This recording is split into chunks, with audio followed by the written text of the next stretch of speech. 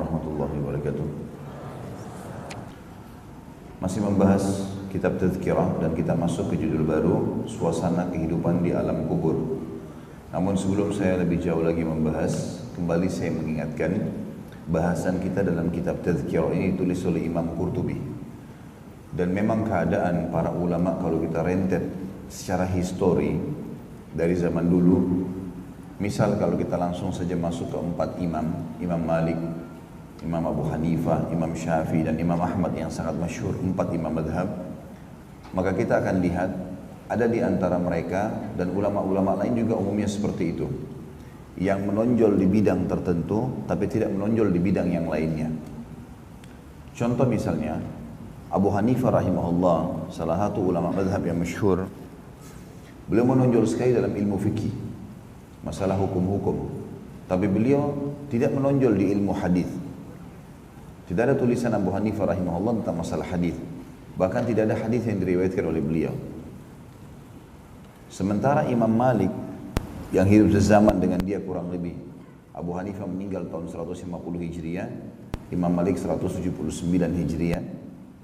Imam Malik rahimahullah menonjol di ilmu fikih, menonjol di ilmu hadis. Maka beliau punya kitab namanya Muwatta. Ya, kitab Muwatta jadi rujukan ilmu hadis.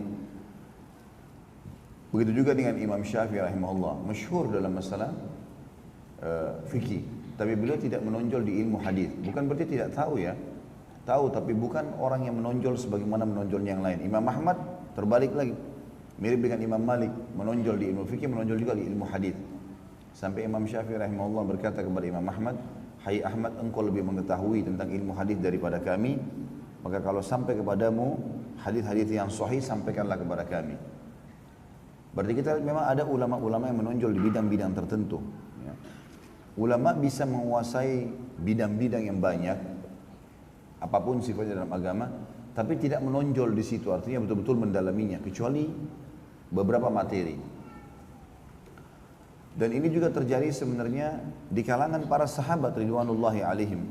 Kalau kita rentet lebih jauh lagi sebelumnya, siapa yang tidak kenal Abu Bakar sama Umar, Uthman, Ali radhiyallahu anhum ajma'in, khulafaur rasyidin. Tapi kalau kita rentet hadis yang diriwayatkan oleh 4 sahabat ini sedikit sekali. Kalau kita lihat kedudukan dan kedekatan mereka dengan Nabi SAW, yang 2 mertua Nabi, yang 2 anak mantu Nabi SAW dan terkenal dijamin masuk surga, semestinya banyak sekali hadis yang diriwayatkan. Tapi yang kita lihat menonjol Abdullah bin Mas'ud, Abdullah bin Umar, Abdullah bin Abbas, Anas bin Malik. Jadi memang di kalangan sahabat itu ada sahabat bahkan tidak meriwayatkan hadis sama sekali. Bukan berarti mereka tidak tahu, mereka tahu tapi tidak menonjol di situ. Ya. Maka ini yang perlu kita rentetkan atau kita jelaskan dulu. Kenapa? Kenapa saya sampaikan ini Bapak Ibu sekalian? Agar kita faham, seperti Imam Qurtubi rahimahullah yang sedang kita bahas buku beliau ini, beliau menonjol sekali dalam ilmu tafsir. Tafsirnya luar biasa, namanya tafsir Qurtubi. Ilmunya sangat luas dan diakui, namanya Tafsirul Ahkam. Jadi Al-Jami' li Ahkam Al-Quran judulnya, gabungan hukum-hukum Al-Quran. Jadi beliau menggabungkan antara tafsir dengan fikih. Dan itu kalau kita baca misalnya dituliskan oleh beliau satu ayat, lalu di bawah dikatakan dari ayat ini ada 8 masalah, ada 10 permasalahan fikih, ada 20 masalah fikih. Lalu beliau rincikan satu persatu, itu ciri khasnya. Tetapi Imam Qurtubi rahimahullah tidak menonjol dalam ilmu hadis. Jadi beliau tidak menonjol ilmu hadis. Dan salah satu buku yang beliau tulis tentang masalah akhirat ini, masyhur sekali bukunya. Tetapi karena beliau tidak menonjol dalam ilmu hadis, cukup banyak hadis yang kita temukan nanti yang setelah ditelusuri oleh para ulama ternyata hadisnya lemah. Bahkan ada di antaranya hadis maudhu. Ya. Tapi sekali lagi ini bukan berarti aib buat beliau. Kecuali kalau beliau sengaja memuat itu sementara beliau tahu itu maudhu atau itu dhaif. Lalu kok bisa Ustaz sekarang banyak ulama seperti penulis atau pentahqiq buku ini. Buku ini ada pentahqiqnya ya. Tahqiq artinya orang yang menelusuri khusus ayat-ayat Al-Quran dan hadis-hadis Nabi yang ada di buku ini. Beliau lah yang akhirnya menulis footnote di bawah ini. Hadis ini lemah, hadis ini sahih. Ya. Ini pentahqiq ini yang hidup di zaman sekarang tentu lebih mudah untuk menelusuri buku. Sekarang kita bisa ada salah satu aplikasi yang sangat menarik namanya Maktabah Syamilah. Hampir semua dai tahu masalah ini. Kalau mereka berbahasa Arab pasti mereka tahu buku ini. Jadi biasanya dulu di zaman beberapa tahun yang lalu dalam bentuk DVD.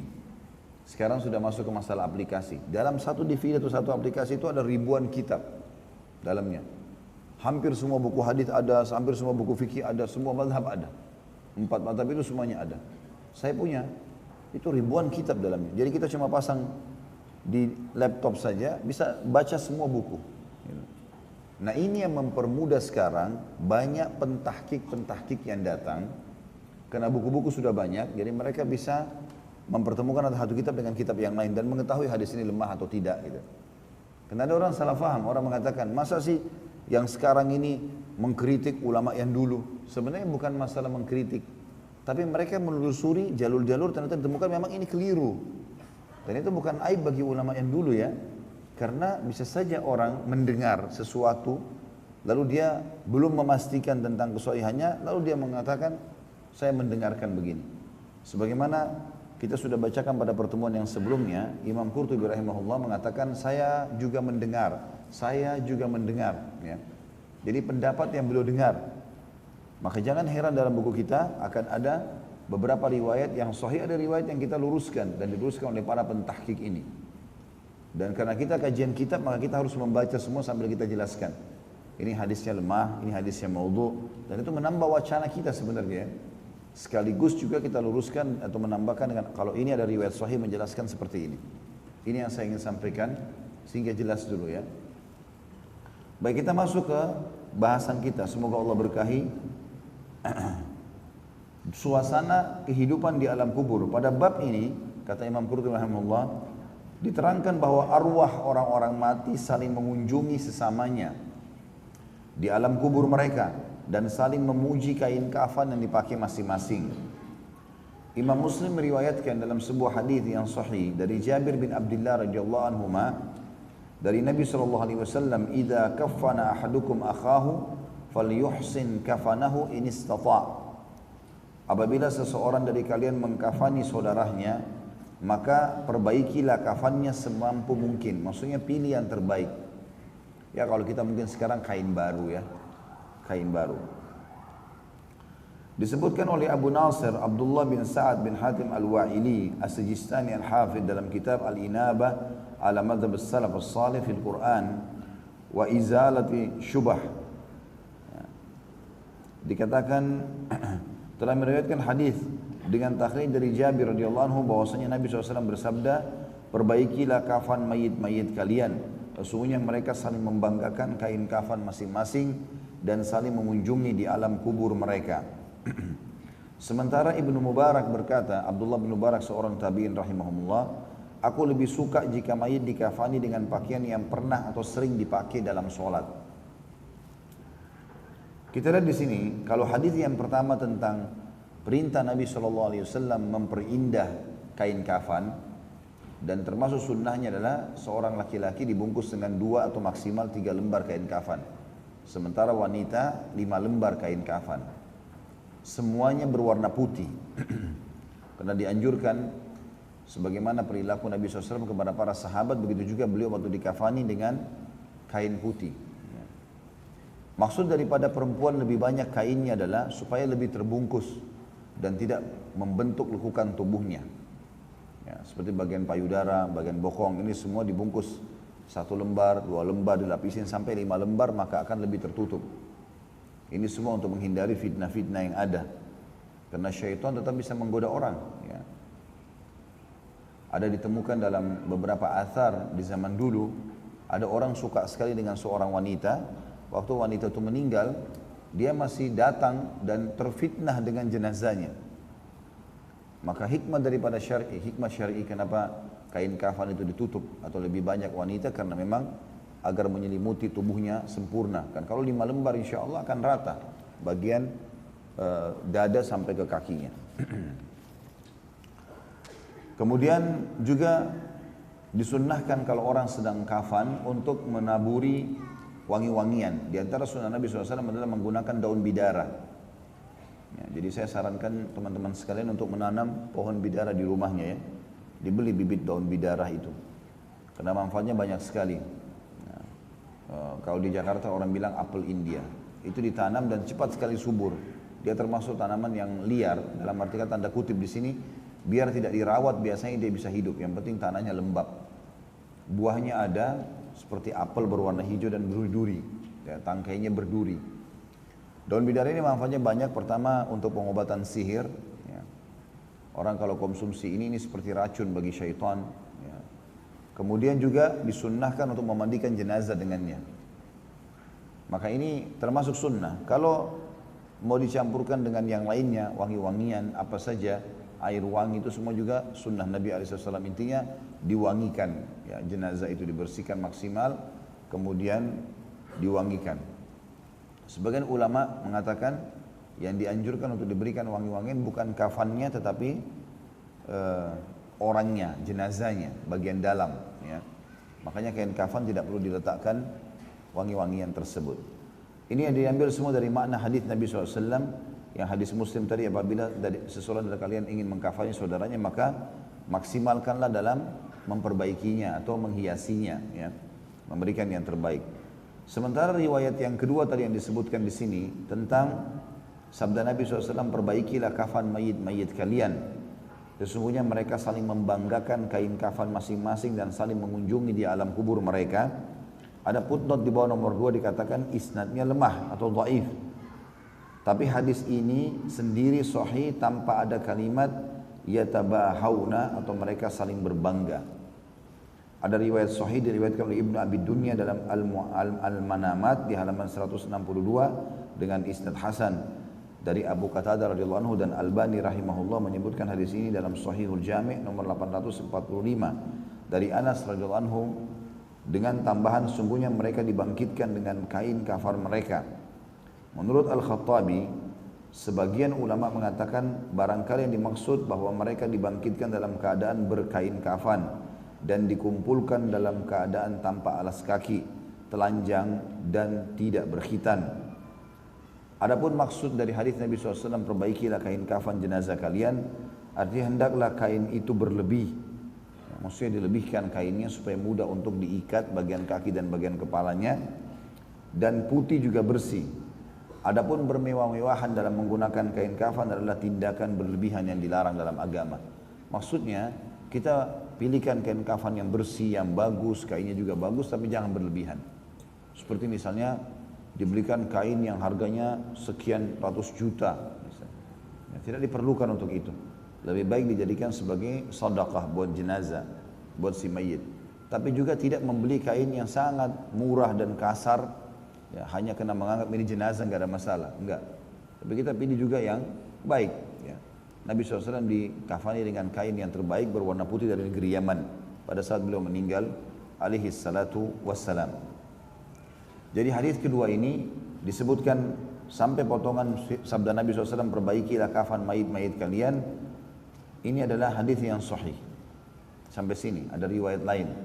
Tapi potongan yang mengatakan karena mereka saling berbangga dengan kain kafan masing-masing dan saling mengunjungi di alam kubur mereka, ini yang dilemahkan oleh para ulama. Ya, jadi masalah membanggakan ini yang didoifkan oleh para ulama. Baik, ini berarti berhubungan dengan subjuhur bahasan ini atau bab ini sudah selesai. Maksudnya adalah kafan dianjurkan berikan yang terbaik, itu intinya. Dan kain kafan ini dianjurkan juga untuk tidak berjahit, ya.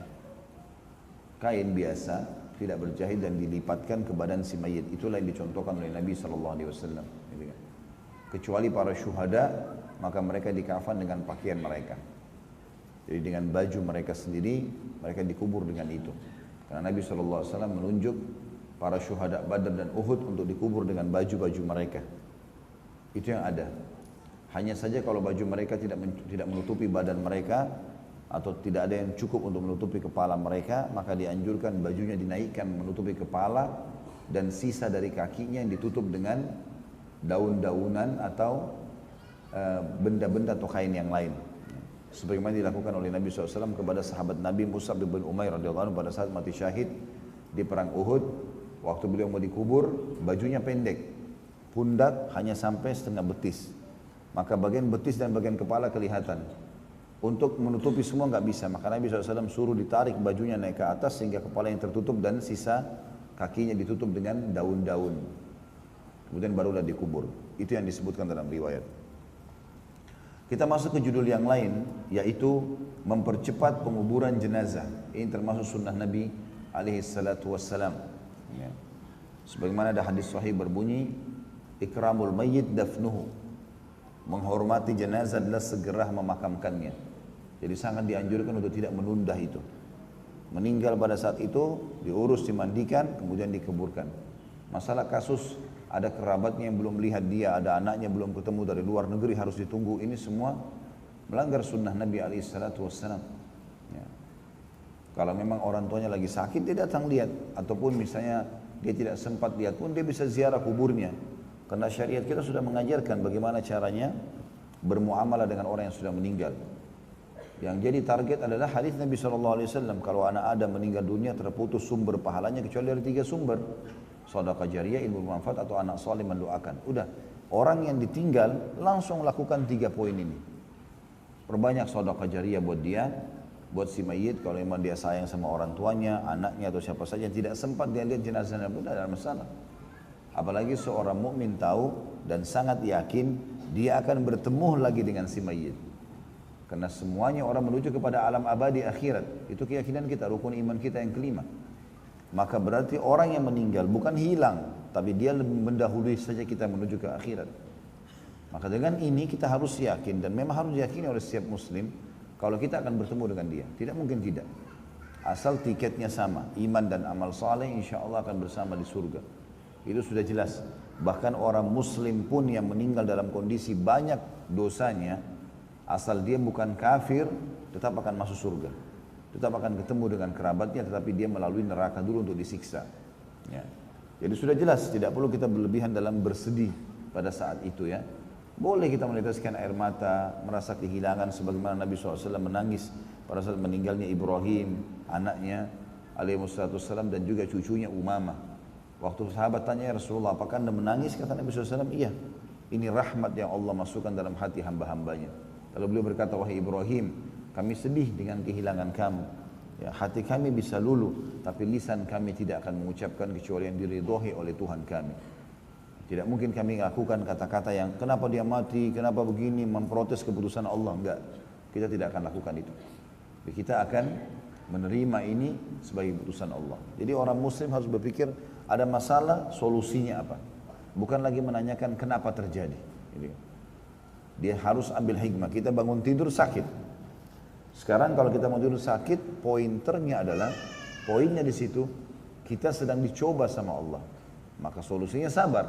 Terima itu keputusan Allah, lalu ikhtiar cari jalan keluar. Bukan lagi tanya, kenapa bisa saya sakit. Kalau ada ditemukan sebabnya, itu jadi sebab saja. Ya. Tapi hikmah Allah sudah terjadi. Sama dengan kalau orang mati. Kenapa dia bisa mati? Apa gunanya kita bertanya? Memang sudah saatnya ajalnya datang. Jadi yang terjadi adalah kalau seorang muslim menghadapi masalah, dia pikirkan 6 huruf. Solusi. Apa saja yang sedang terjadi, pikirkan langsung solusinya. Kata Nabi SAW, kalau terjadi sesuatu pada kalian, sudah terjadi, katakan qaddarallahu wa ma syaa fa'al. Allah menakdirkan sesuatu dan Allah kerjakan apa yang dia Allah lakukan apa yang dia inginkan. Lalu kemudian kita mengucapkan kalimat, kata Nabi SAW, dan jangan kalian ucapkan lau atau kalau seandainya, karena itu membuka pintu syaitan. Itu orang lebih gambarannya seperti itu. Jadi kalau ada jenazah teman-teman sekalian, kita harusnya termasuk ibadah untuk kita, pahala dan penghormatan buat si mayit segerakan. Ya. Sampai di beberapa tempat, kalau orang-orang yang sudah faham, keluarganya sudah faham sunnah Nabi SAW ini, maka mereka biar malam hari meninggal dikubur pada malam hari itu. Kecuali memang keadaan tertentu ya, hujan lebat, gelap, nggak kelihatan, segala macam itu lain. Nabi SAW pernah mengubur di tengah malam seorang sahabat yang bernama Abdullah, meninggal di tengah jalan pada saat itu.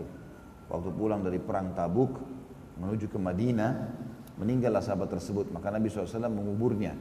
Kata Abdullah bin Mas'ud radhiyallahu anhu, Abdullah bin Umar berkata radhiyallahu anhu, aku mendengar ada suara galian di tengah malam di sebelah kemah. Maka aku pun terbangun. Aku bingung itu suara apa. Setelah itu aku melihat ternyata ada 3 orang yang sedang menggali kuburan. Waktu aku mendekati ternyata dia adalah Rasulullah SAW, Abu Bakar dan Umar. 3 orang. Lalu Nabi kata Abdullah bin Umar, lalu aku melihat mereka mengubur Abdullah, sahabat yang lain itu. Dikubur. Lalu Nabi SAW menurunkan sendiri dengan tangan beliau yang mulia di yang lahat, lalu mengatakan, ya Allah, aku sudah ridho padanya, ridhohilah dia. Maka kata Abdullah bin Umar, aku berharap jadi jenazah itu pada saat itu. Apalagi yang lebih mulia dibandingkan Nabi SAW sendiri yang menguburnya. Tapi saksi bahasan Nabi menguburnya di malam hari, gitu kan? Di malam hari. Jadi jangan kita yang hidup ini terbawa dengan perasaan kasihan, biarkan dulu. Dianya sendiri sudah nggak mau tinggal bersama kita. Nanti akan kita bahas hadisnya ya. Si mayit itu sudah tidak berharap lagi bersama kita di dunia. Dia sudah pindah di dimensi waktu, di alam yang berbeda. Maka dengarkan baik-baik apa yang disampaikan di sini. Mempercepat penguburan jenazah di dunia. Pada bab ini dibahas tentang perintah mengubur jenazah dengan segera. Dan bahwa mayit juga berbicara. Imam Bukhari meriwayatkan dari Abu Sa'id al-Khudri radhiyallahu anhu bahwa Nabi SAW bersabda, apabila jenazah telah dibaringkan lalu diangkut atau diangkat oleh beberapa orang di atas leher atau pundak mereka, maka jika ia orang soleh atau dia orang soleh, dia akan berkata, percepatlah aku, percepatlah aku. Dan jika dia bukan orang soleh, maka dia berkata, celakalah jasadku, mau kalian bawa kemana dia? Suaranya terdengar oleh makhluk apa saja selain manusia. Padahal andaikan manusia mendengar, niscaya mereka akan jatuh pingsan. Hadis ini riwayat Bukhari nomor 1314. Hadis ini tentu menjelaskan kepada kita teman-teman tentang pentingnya menyegerakan jenazah. Gak boleh tunda-tunda. Dan dia sendiri minta si mayit, percepatlah, percepatlah ya. Jadi kalau dia punya anak 9 orang, 10 orang harus ditunggu semuanya datang. Jenazah harus ditaruh selama 3 hari. Ini bukan tradisi kaum muslimin. Ada yang mengatakan, Ustaz, kan Rasulullah sendiri tertunda. Beda kasusnya, ulama jelaskan. Nabi SAW pada saat meninggal, betul-betul membuat sahabat pun pada saat itu syok. Mereka kaget.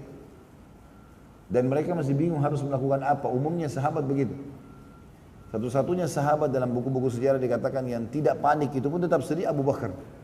Umar bin Khattab yang kita kenal dengan keimanannya, itu menghenuskan pedang di dekat mimbar Nabi SAW sambil mengatakan, siapa yang mengatakan Muhammad telah mati, aku penggal lehernya. Umar bin Khattab pun panik pada saat itu. Jadi sahabat semua panik. Maka pada saat Nabi SAW meninggal, beda kasusnya, memang agak terlambat. Karena sahabat bingung, gitu kan. Lalu kemudian pada saat dimandikan pun jenazah Nabi SAW, nanti kita atau di bahasan sirah saya jelaskan masalah bagaimana prosesi kematian Nabi SAW itu. Itu sampai pada saat mereka sudah memandikan pun mereka bingung. Nabi SAW dikafani dengan kain kafan atau dikafani dengan bajunya sendiri. Kalau orang mati syahid dimasukkan di kuburan dengan bajunya, bagaimana dengan Nabi SAW? Baju beliau mulia, gitu kan? Seperti itulah. Terus kemudian juga dikubur di mana nih? Dikubur di situ kah? Dikubur di kuburan Baqi kah? Maka sahabat masih bimbang dengan hukum pada saat itu. Sampai ada beberapa riwayat menjelaskan pada saat itu mereka tertidur dan mereka samar mendengarkan suara kalau Rasulullah SAW dikafani dengan kain kafan dan dikubur di tempat meninggalnya. Barulah sahabat melakukan perbuatan tersebut. Jadi memang berbeda. Ini bukan ditarik dalam kasus hukum yang kita ada sekarang, gitu kan? Yang kita tarik hukum sekarang adalah yang Rasulullah SAW contohkan selama beliau hidup. Kasusnya beliau menyegerakan jenazah, ya. Dan itu penghormatan buat jenazah sekaligus ibadah buat kita. Ini juga dimaksud. Kemudian perkataan mayit di sini mengatakan percepatlah aku. Pernah terjadi ada seorang sahabat meninggal, tapi setelah Nabi SAW meninggal. Saya lupa subhanallah nama sahabat yang meninggal ini. Kemudian mulailah, karena dia punya banyak orang kaya, sahabat ini, setelah Nabi SAW meninggal, ada banyak dayang-dayangnya, ada banyak pengikutnya gitu kan. Lalu mengantar mereka, lalu mereka saling mengatakan, pelan-pelanlah, semoga Allah merahmati kalian.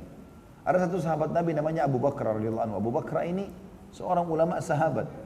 Dia lihat jenazah lagi diantar, tapi orang seperti jalan santai kayak orang merayap. Ya. Maka Abu Bakar langsung mengejar dengan keledainya lalu mengatakan, demi Allah bukan begini di zaman Nabi SAW. Kami mengantar jenazah seperti kami sedang berlomba lari. Cepat sekali. membawa jenazah. Jadi bukan cuma sekedar segera memandikan, mengkafani, mengantarnya pun harus cepat.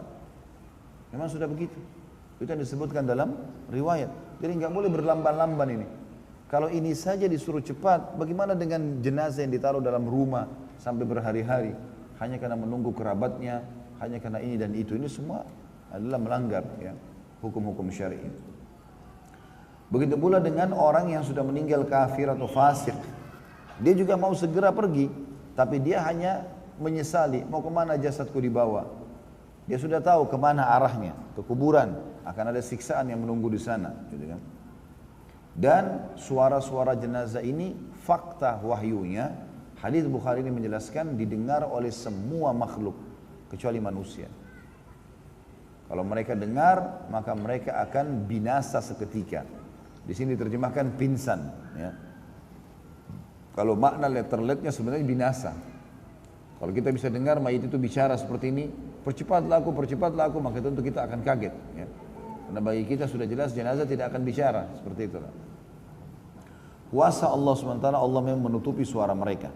Makanya Allah berkata kepada Nabi Muhammad SAW dalam ayat Al-Quran, A'udzubillahi minasyaitonirrajim, innaka la tusmi'u man fil kubur. Engkau tidak akan pernah bisa mendengar apapun yang terjadi pada orang-orang di kuburan, hai Muhammad. Kecuali kalau Allah SWT perdengarkan sesuatu itu beda. Tapi umumnya tidak akan kedengaran.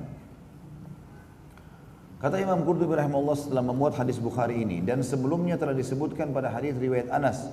Bahwa jenazah itu berkata, hai keluargaku, hai anakku. Ini pada saat dijelaskan masalah aktivitas malaikat maut sehari-hari.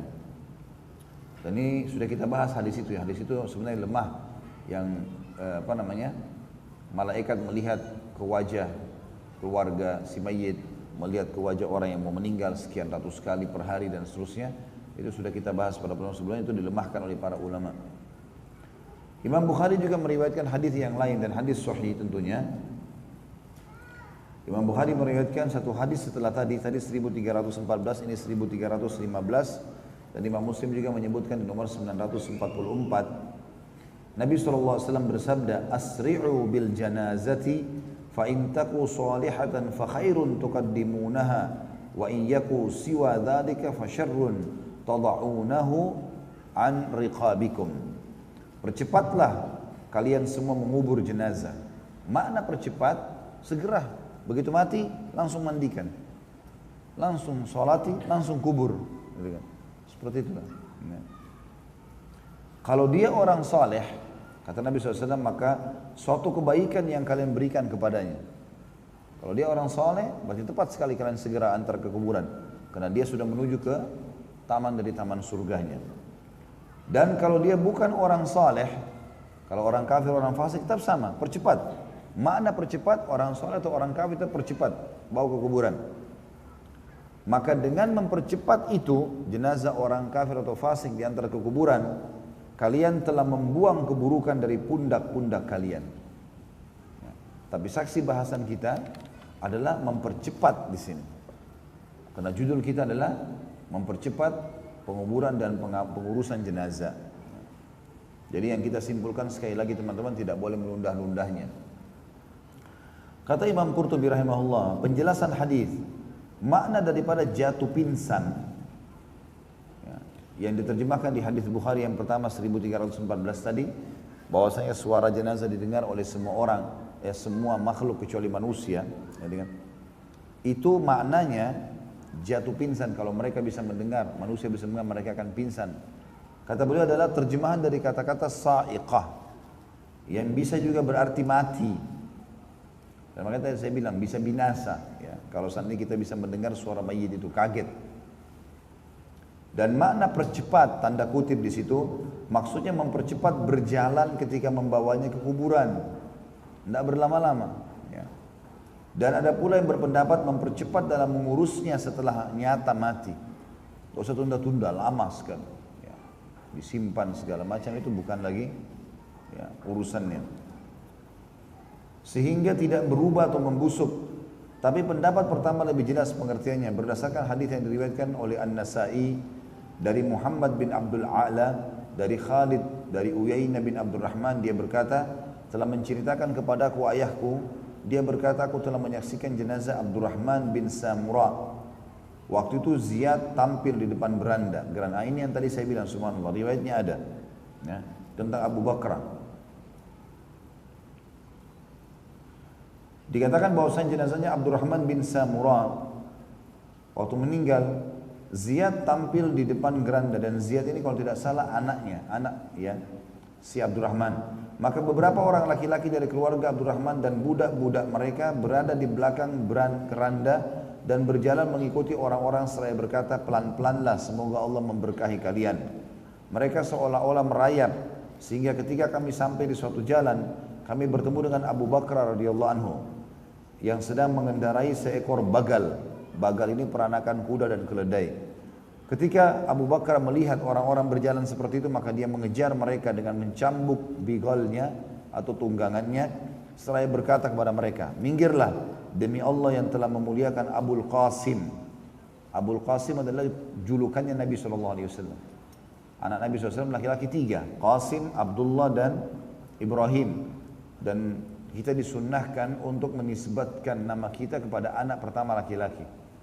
Maka julukan Nabi SAW Abul Qasim, ayahnya Al-Qasim. Kata Abu Bakar, sahabat Nabi yang mulia, minggirlah, demi Allah yang telah memuliakan Abul Qasim, sungguh aku telah melihat jenazah kami dulu bersama Rasulullah SAW dan kami benar-benar hampir berlari membawanya. Maka orang-orang pun memberinya jalan, dan hadis ini dinyatakan sahih oleh Abu Muhammad Abdul Haq. Dan Abu Dawud telah meriwayatkan pula sebuah hadis dari Abu Majidah dari Ibnu Mas'ud radhiyallahu anhu, dia berkata, kami pernah bertanya kepada Nabi Muhammad atau Nabi kita Muhammad sallallahu alaihi wasallam tentang berjalan membawa jenazah, maka beliau menjawab, jangan sampai bergoncang. Jika dia orang baik, maka percepatlah kepada kebaikan atau kuburan. Dan kalau bukan orang baik, maka percepatlah kehinaan bagi ahli neraka. Hadis ini tentu dilemahkan oleh Syekh Albani, tapi Abu Dawud meriwayatkan di nomor 3184. Dan hadis ini semakna dengan hadis yang sahih sebelumnya tadi, yang diriwayatkan oleh Imam Bukhari.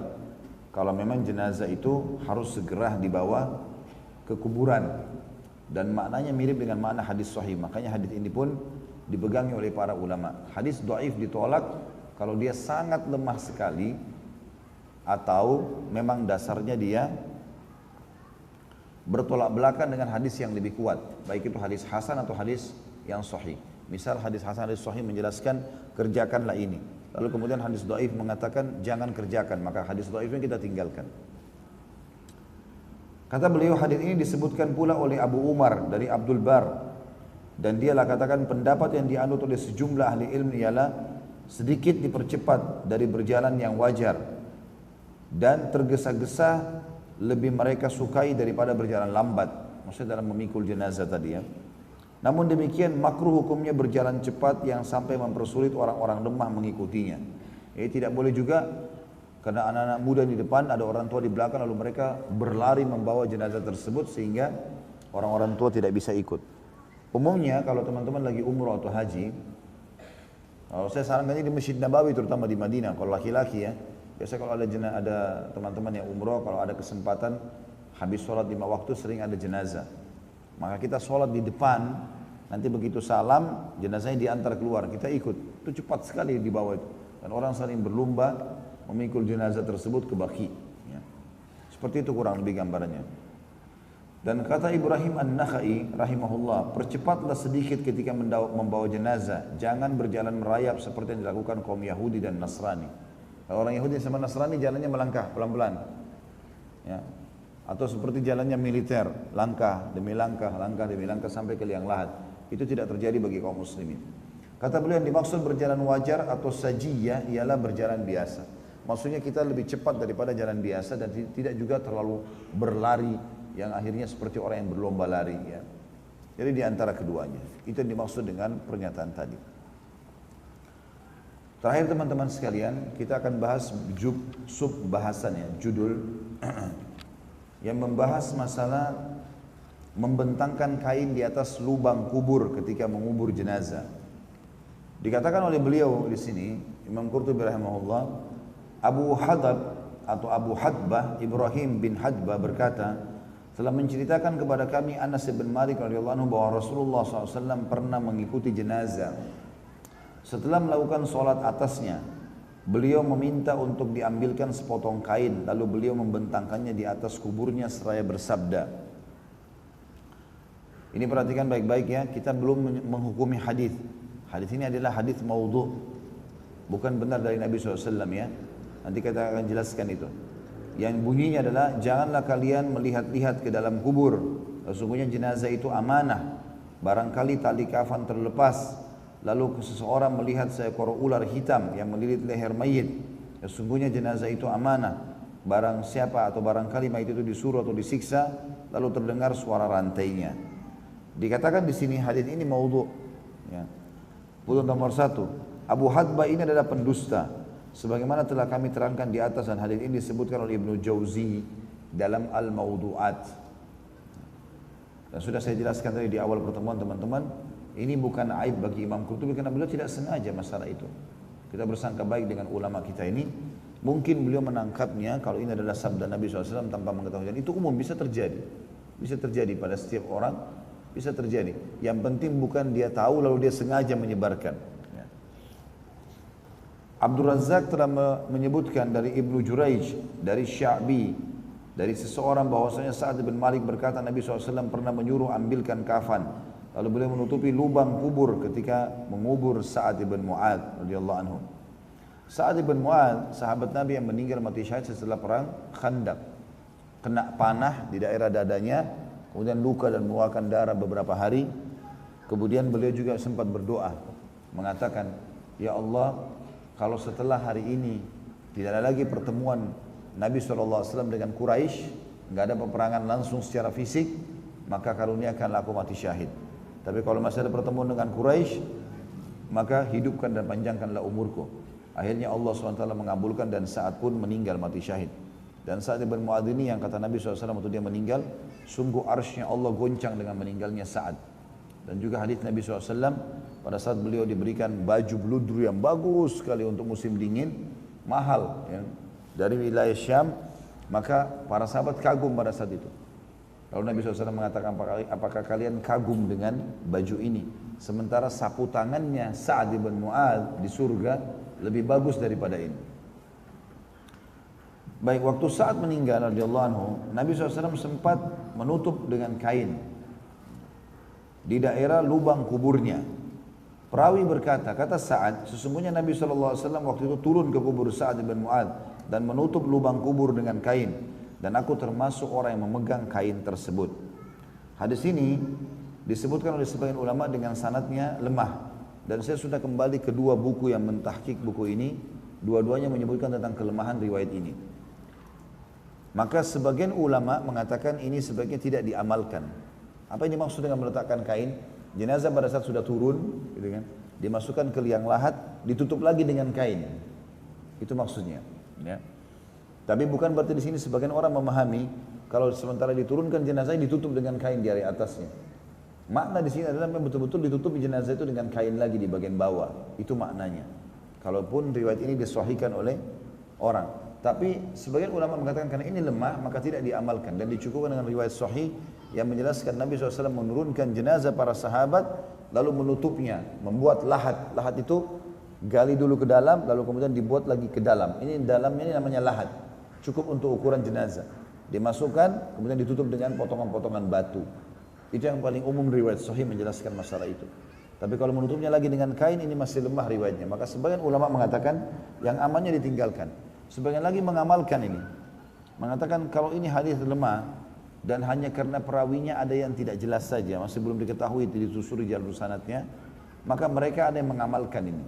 Nah, tapi tentu lebih amannya seseorang mengambil cadangan untuk memegang riwayat yang sahih saja. Lalu kemudian dikatakan hukum membentangkan kain di atas kubur. Para ulama berselisih pendapat tentang hal ini. Menurut Abdullah bin Yazid, Syuraih dan Ahmad bin Hanbal bahwa membentangkan kain di atas kubur orang laki-laki adalah makruh. Sedangkan untuk kubur perempuan, Ahmad dan Ishaq memilih dibentangkan kain padanya. Maksudnya untuk berjaga-jaga kalau perempuan maka lebih aman ditutup.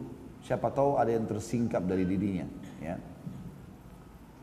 Dan demikian pula kata para ulama seperti Ahlul Ra'i. Ya.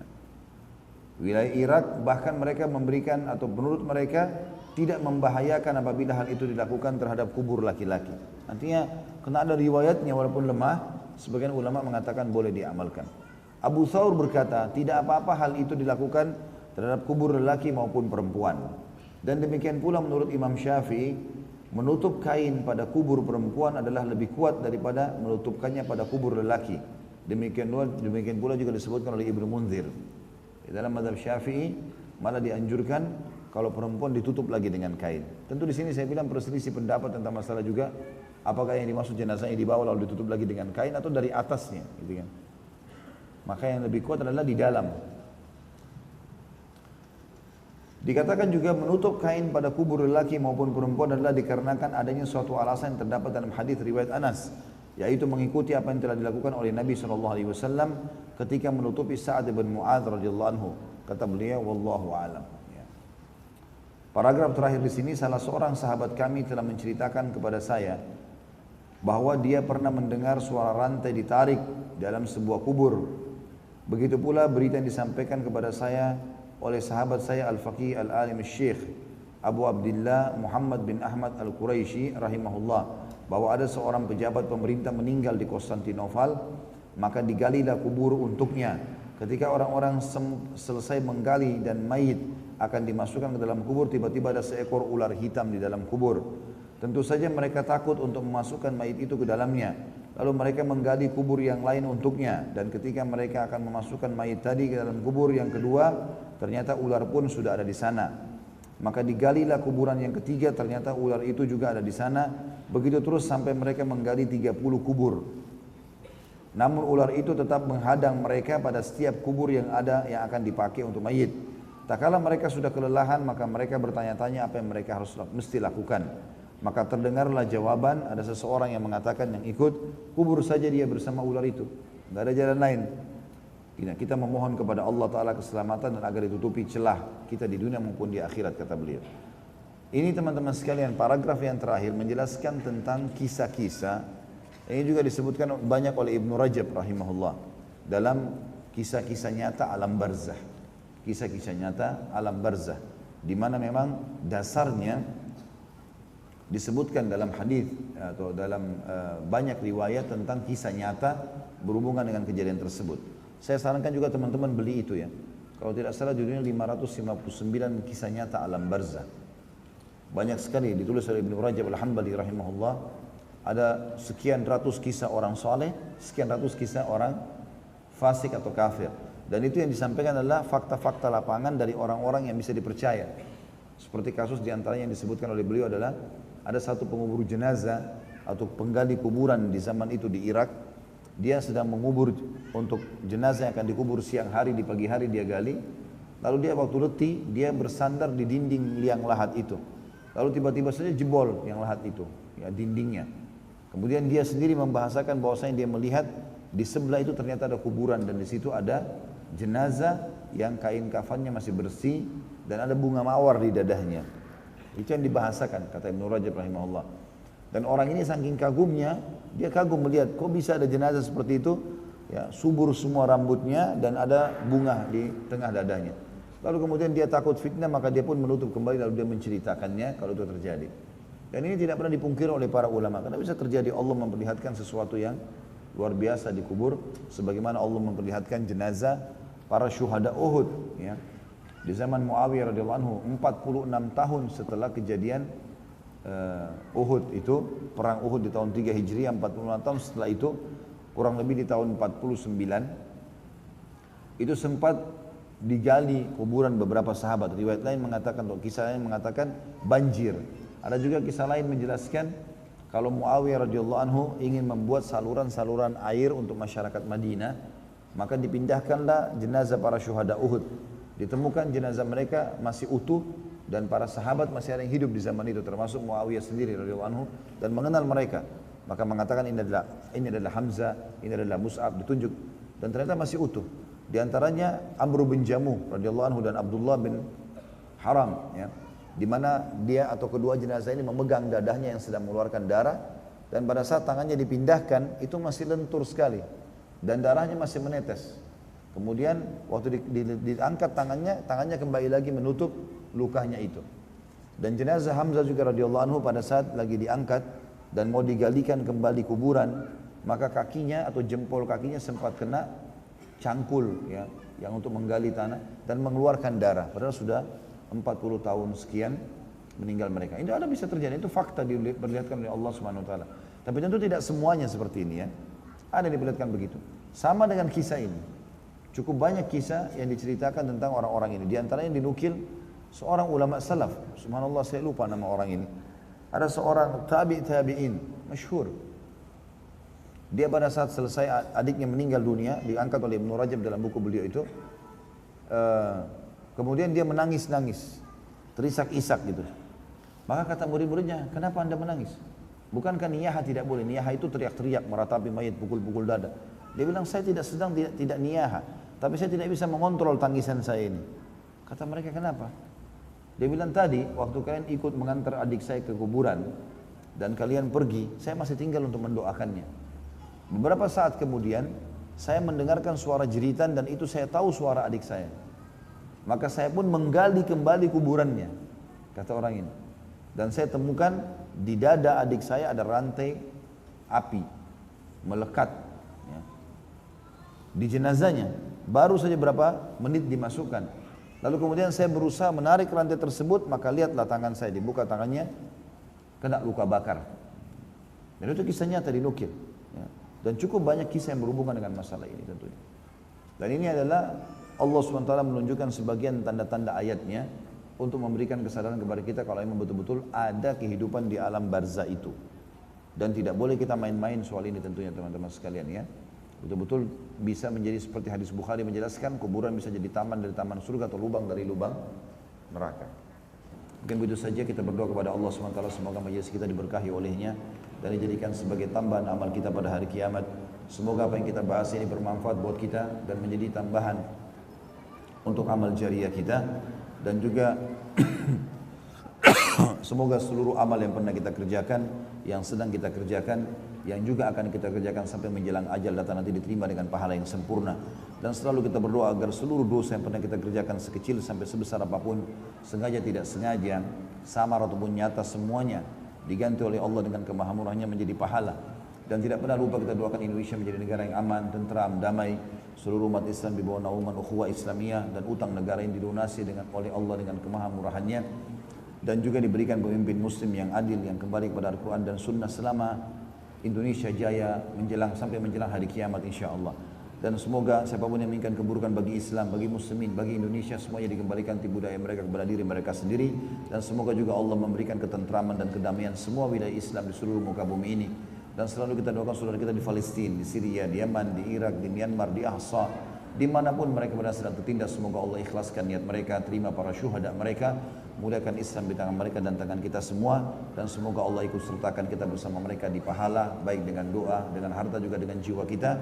Dan semoga Allah dengan kemahamurahnya menyatukan kita semua yang hadir di masjid ini, yang ikuti acara kita live, dan yang juga mengulangi acara ini di surga Firdausnya tanpa hisab, ya, sebagaimana Allah kumpulkan kita mempelajari wahyu dan ilmu ini. Wa sallallahu nabiyana Muhammadin walhamdulillahi rabbil alamin. Subhanakallahumma bihamdika asyhadu an la ilaha illa anta astaghfiruka wa atubu ilaik. Wassalamualaikum warahmatullahi wabarakatuh.